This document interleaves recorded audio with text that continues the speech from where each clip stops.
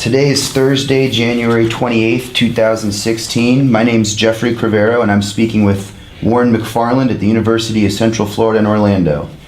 Thanks for speaking with us today. Mr. McFarland, let's begin with some of your biography. Could you tell us a little bit about where you're originally from and your upbringing?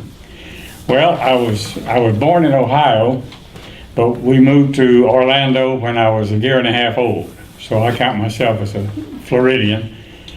And my father worked for the railroad here in Orlando and eventually went to Avon Park and was railroad agent there for many years. And that's where I grew up, went to high school, and where I learned from him. I learned to telegraph and learned railroad work, and eventually went to work for the railroad after I graduated from high school in 1941. I had planned to go to college, but 1941 was not a good year to go to college. And I wound up working on another railroad division rather than the one that went through Avon Park, working out of Ocala. And I worked there for like 25 years. And then I was offered a position with the Interstate Commerce Commission, and I went with them, and we lived in different places, Chicago, Atlanta, San Francisco, and Washington, D.C. And I eventually retired as Director of the Office of Compliance for the Interstate Commerce Commission out of Washington. And we moved back to Florida after I retired, and been living here ever since. That's neat.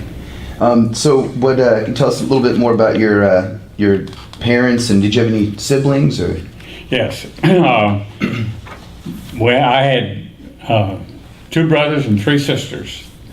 The three sisters and one of the brothers were half brothers and sisters, but I didn't know the difference. They were all older than I, and so they were my brothers and sisters and still are, although they're not living anymore. I'm the only one of the 6 that's still alive. But my parents were both from southeastern Ohio, and my father worked for the railroad there for like 18 years, I think it was. And then he decided to come to Florida and get rich in the Florida boom in the 1920s. That didn't work, so he went back to the railroad and worked for the railroad until he retired. And my mother, she was just a farm girl, but she worked for a doctor as a receptionist, and she later worked in the express office with my father. And then when he retired, she retired, and so they lived in Avon Park until she could no longer take care of herself. And my brothers and sisters, they all lived all over the place. One in Virginia, one in Ohio, and in Chicago, and one in Dallas. But my brother lived in Avon Park his entire life. He said there's no reason for anybody to live anywhere but Avon Park. So that's where he stayed. Were any of them, they followed in the family business of the railroad? None of it. I'm the only one out of the 6. I'm the only one that went into the railroad business. And my youngest sister's husband did go into the railroad business, and his son also went into the railroad business. And I had an uncle that was a railroad man. So railroading has always been pretty much a family affair in many families. You know, one person gets started and then others go in. But none of my brothers and sisters were interested. Well, you mentioned that your father was a station agent and telegrapher in Avon Park. Could you tell us a little about growing up in the depot? What sort of skills and knowledge did you kind of acquire as a young man? Well, I was not a crazy about trains, but I was interested in trains and the railroading. And I can remember when I could barely stand up and reach the tabletop like this, that my dad had me doing things that I could do like stamping, taking a rubber stamp and stamping it on a piece of paper on what's called a waybill, which is a shipment document that you fill out when you have a shipment to make. And I would stamp the Avon Park stamp on there that showed that where it started from. But I was about 5, 6 years old when I did that. And I, off and on, all during my school years, I just hung around there. And I wasn't consciously preparing for a career in railroading. As a matter of fact, my older brothers and sisters all went to college, and it was planned for me to go also. But as I said earlier, I graduated in 1941, and they were already drafting people out of my class. And so I knew it was a matter of time, so I didn't think there was much point in going to college at that time. So I didn't go until much later. But when I was in my senior year in high school, that's when you could see what was happening. The world was in turmoil. And as I said, members of my class had been called up. And so I began to learn telegraphy. And my father taught me, and I practiced. And then after I graduated from school, he told the railroad that I was sufficiently knowledgeable to go to work. And I didn't, as I said, wasn't consciously aware that I was absorbing everything that I did absorb during those years, hanging around the depot. But I learned an awful lot that I didn't know I'd learned until I went out on my own and was working. Did you notice any major differences between the time of your father and yours when it comes to the telegraphing and the depots? Oh yeah, well, when my father started, telegraphing was just about, that was the major means of internal communication on nearly every railroad. And when I started, it still was, but it began to fade away the longer I stayed. And I stayed until 1965, and by that time, they still required people to know how to telegraph to go to work, but at least as operators and agents, but they did not use it because everybody had telephones and things of that nature. So it was not as used as much then, and probably, well, I left the railroad for the ICC in 1965, and by the early 70s, there was hardly any railroads anywhere using the telegraph. It was all teletype and telephones and things of that nature. So there was a tremendous difference there. And now, of course, it's gone even beyond that. It's all computerized and email and everything else like that. Even train dispatching, which I did for 18 years, that's become computer-assisted train dispatching. And the computer does it. When I was working, it was all in your head. You had to do it all in your head. But now the computer, they have what they call computer-assisted dispatching. So I guess the depot was your very first job you had? Or? Well, actually, no. The very first paying job, I worked as a clerk in the A&P grocery store on Saturdays,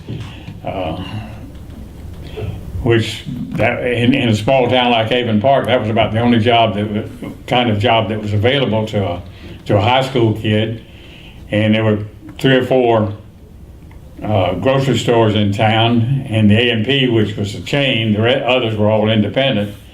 But everybody, all the kids that I knew worked at one of the grocery stores. That's where you got your first job. So I understand you ended up in Ocala, right? But you kind of went from where you were needed. Yes. When you began railroading as a telegraph operator, you were put on what they call the extra board. Your first day you establish the date of your seniority, and that means that anybody that's hired after you have rights over them if you want to claim a job or something like that. And the same thing holds, anybody that's hired ahead of you can claim a job that whether you want it or not. And so on the extra board, you just went where you were needed. Somebody needed to be off sick. There were no paid vacation at the time, so that there was not much of that, although some people did take vacations and you went and worked for them, or they put on extra jobs because of seasonal problems, seasonable increases in business. They put on an extra job somewhere to help the dispatchers handle trains. And so you worked all over. I worked, I don't know how many different places. I could probably count it up, but it's not worth it. Let's see, before the Atlantic Coastline Railroad merged with the Seaboard Airline and absorbed the Tavares and Gulf Railroad in 1969, you already moved to California at that point. Could you tell us a little bit about what you did out there with the Interstate Commerce Commission? Well, my first job with the ICC was in Chicago as a railroad safety and service agent. And in that capacity, I made what we called agency checks and yard checks, and we had 2 things. We were looking for compliance with the tariffs, which had the force of law, and we were looking for equipment that was not being used efficiently. And so, and the other thing that in 65, we also were charged with safety inspections of equipment and of things of that nature. However, in 1967, all of that was transferred into the newly formed Department of Transportation. And so we no longer had any kind of safety obligation, but we still retained the car service, which was car efficiency, and the tariff and regulation. And so I would go to various agencies along in my territory. I had an assigned territory, and I was supposed to visit these agencies on a periodic basis and verify that they were complying with all the rules and regulations and that they were not delaying any equipment and it was being used. And from there, I was transferred to Atlanta doing the same thing, but and I stayed there for about 5 years. And then I was promoted and went back to Chicago as assistant regional director there. And then in that capacity, I was assisting the regional director and overseeing all of the people that were doing the kind of work I was just describing. And then in 73, I was promoted again and went to San Francisco as regional manager.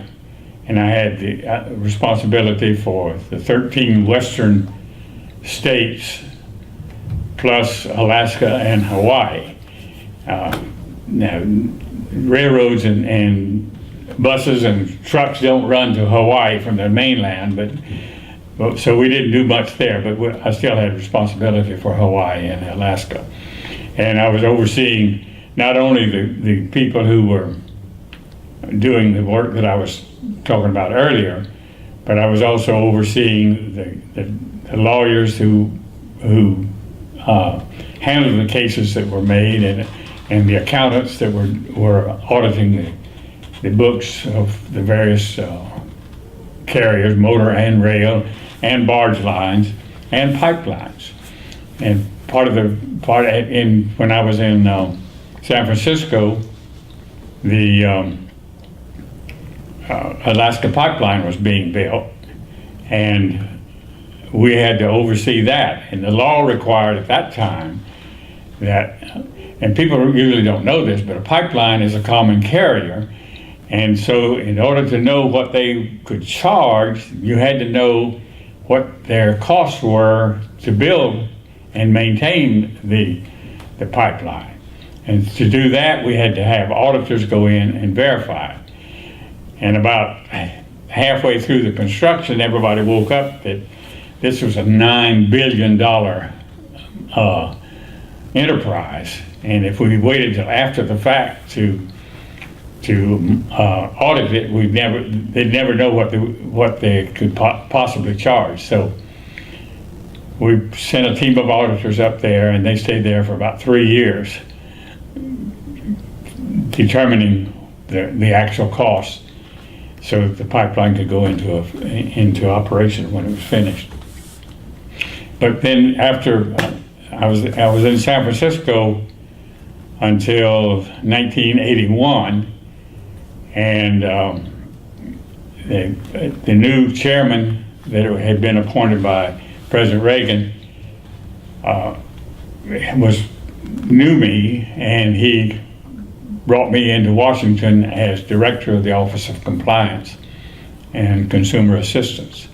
And I stayed there until I retired in '85. But in Washington, I had oversight over the entire country for all of the things that I've been talking about that we did, plus a lot of local stuff and going up to Congress and taking care of that sort of thing. I read that the Morse Telegraph Club used to meet at the Railroad Museum on Morse's birthday. Could you tell me a little about the club and how that all came about? Well, it started actually back in the 1930s.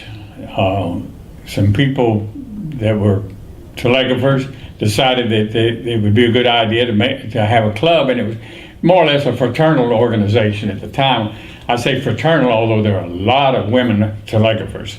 Throughout the whole history of telegraphy, there have been a lot of women telegraphers. And probably on the railroad may have been the first industry that paid women the same wage as men for doing the same job, which was not true in not true even today in many cases.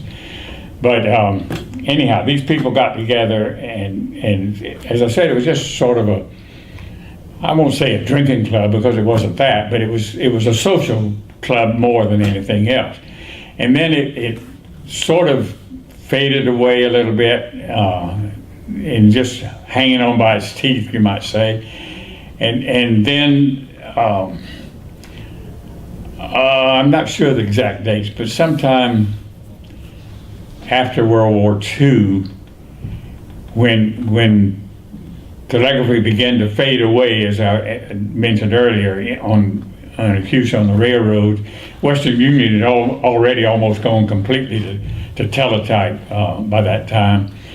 And so the organization transformed itself into an historical preservation organization.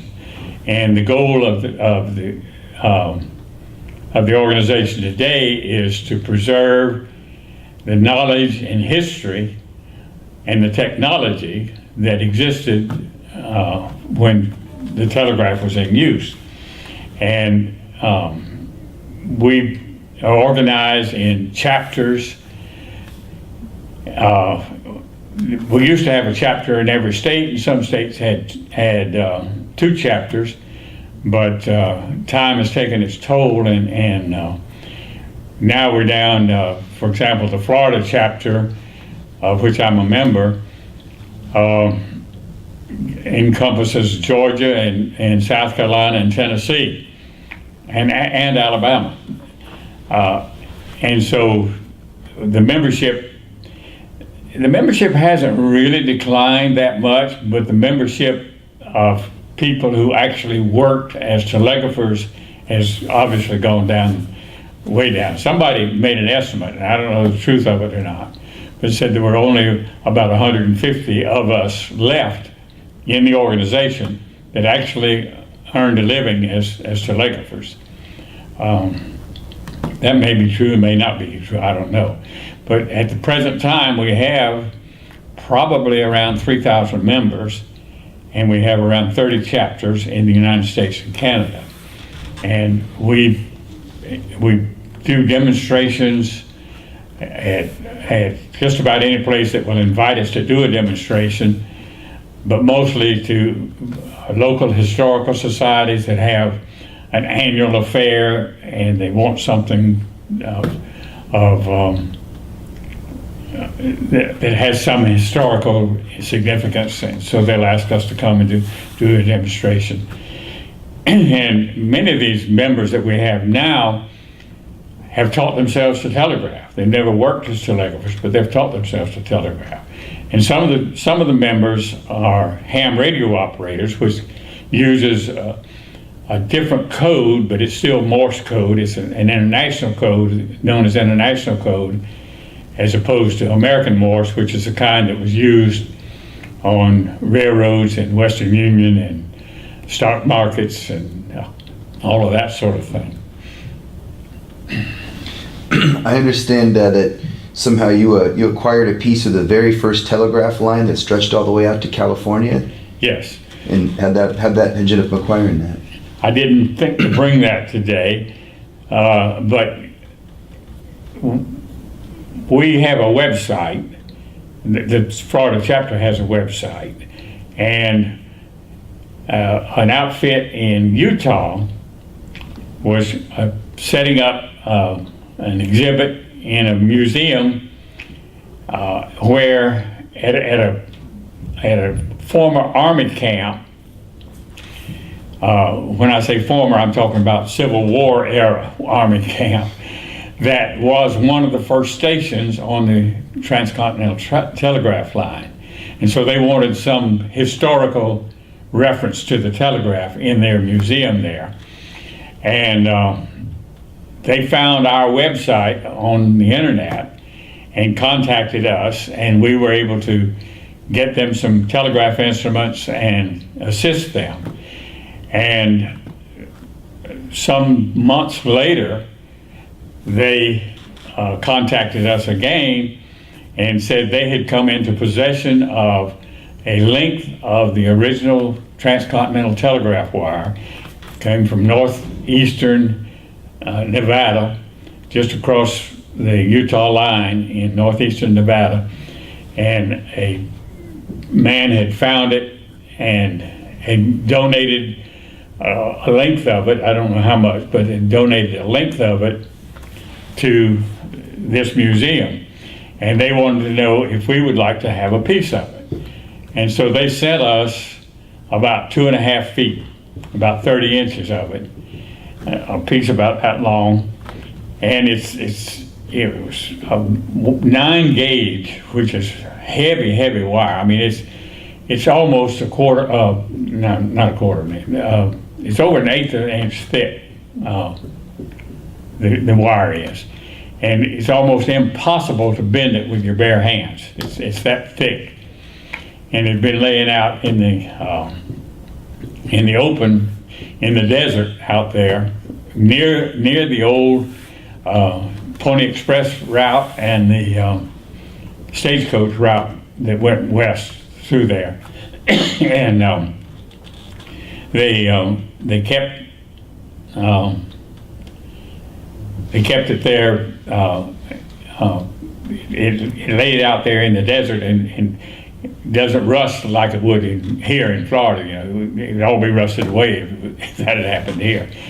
And so we had that piece of the wire, and we debated as an organization what to do with it. It wasn't big enough to use anywhere really. So we wound up and we cut it into pieces about 6 inches long and mounted it on plaques, and with a little bit of a history of it on the back of the plaque. And we use that in our demonstrations. We take it around, and we have these plaques distributed among the membership so that there's one always available somewhere. But it's very interesting, and one of the things about it, that it was shipped to me, mailed to me, in a padded envelope, and it was folded up. And I tried to straighten it out with my hands when I took it out of the envelope. I could not do it. We had to finally put it in a vise and hold down one end of it, and finally got it straightened out. And it was so hard that you couldn't cut it with wire cutters or anything like that. I had to use a saw to cut it. But that was what the wire that was used in the original Transcontinental telegraph line, and it was finished in 1861. Wow, incredible. Well, let's see, before we give us a little demonstration, do you have anything else you'd like to add? Any final thoughts? Or? Well, I don't know anything off the top of my head. Railroading was an interesting occupation, and I'm sure it still is, although I've been away from it now for many years. I've been retired for 30 years now, so, and I'd left the railroad for 20 years before that, so it's been a while since I've been railroading, but I enjoyed the working there. And as I said, I worked as a train dispatcher, which was a very complex and complicated job to keep the trains moving. When I started, an old-time dispatcher said, "Oh, it's nothing to it." Says you just meet them, don't meet them too close together or too far apart. Well, that's an oversimplification, but it's what that's exactly what you were trying to do, is to move the trains over the territory in the most efficient manner possible, and that, in single track and with limited communication. You had no communication when I started. You had no communication with the people on the train other than handing them up as they passed an open telegraph office. You could hand them up orders or messages of what you wanted to do, or they could throw off something as they went by. But that was an interesting occupation, and very demanding, very challenging, somewhat comparable to an aircraft air controller, except that we couldn't tell the trains to pull up and go around or fly higher and not hit the train ahead of them. They were consigned to the track. They had to stay on the tracks, and so made it a little bit more complicated. Well, I guess if you would, let's get a little demonstration here. Let me see if I can. Well, I'm sorry that in. this is not working. I don't know what it is, but this is the sound. This is the sound of this instrument in this is called a sounder, and this box-like object is called a resonator, and the purpose of it is to focus the sound so it can be heard more clearly. And the Prince Albert tobacco can, we call it the first solid state amplifier, because it makes a difference if you can hear the difference with and without the can.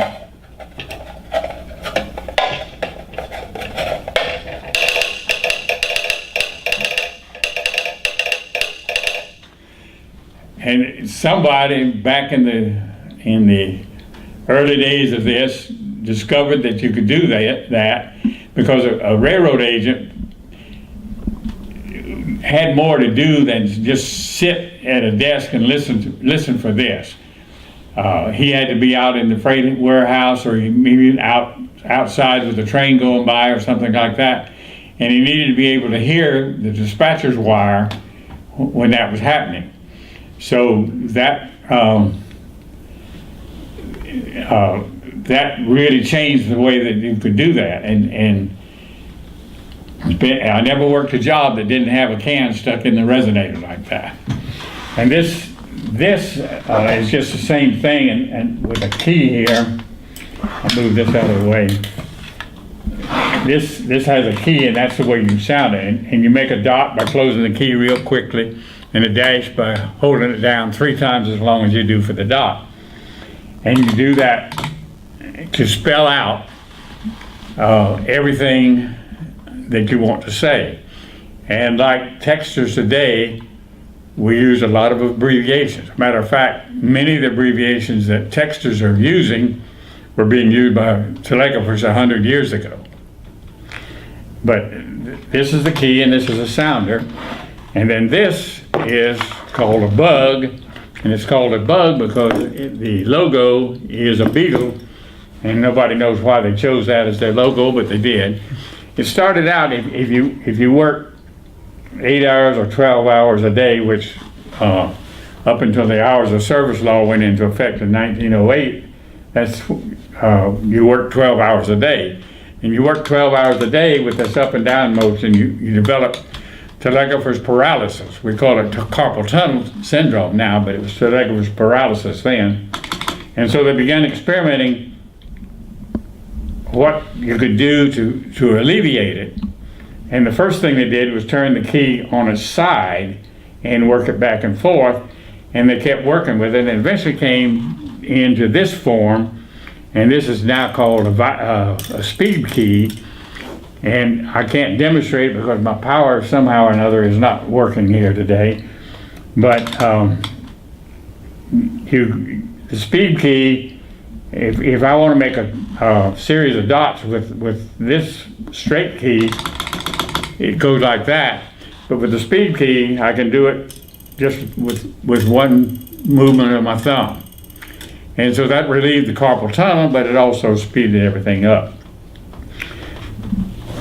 And so those are the principal instruments that were used by landline telegraphers, and this is called American Morse, and it was used all over the world. Really, it just changed the whole world. And then in the late 1800s, Marconi discovered that you could send power through the air and modulate it and make a code, send code through the air.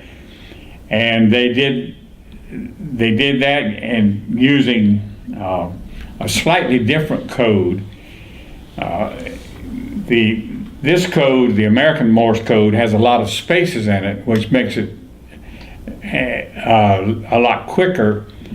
But when it went to radio, they couldn't tell whether the spaces were accidental or intentional, and so they eliminated the space letters, and everything became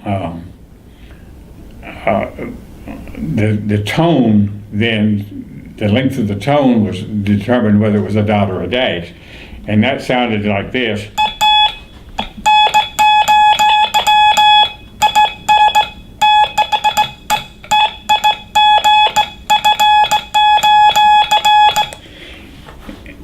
But and that's still in use by ham radio operators, and all base radio stations, like the local police station or fire stations and things of that nature, are required by the Federal Communications Commission to identify themselves every hour. And now they use a computer, but every hour, on the hour, these stations will identify themselves using International Morse Code, sending their call letters, whatever they might be. And that, your television stations, your commercial radio stations, they all have to do that, and they do it.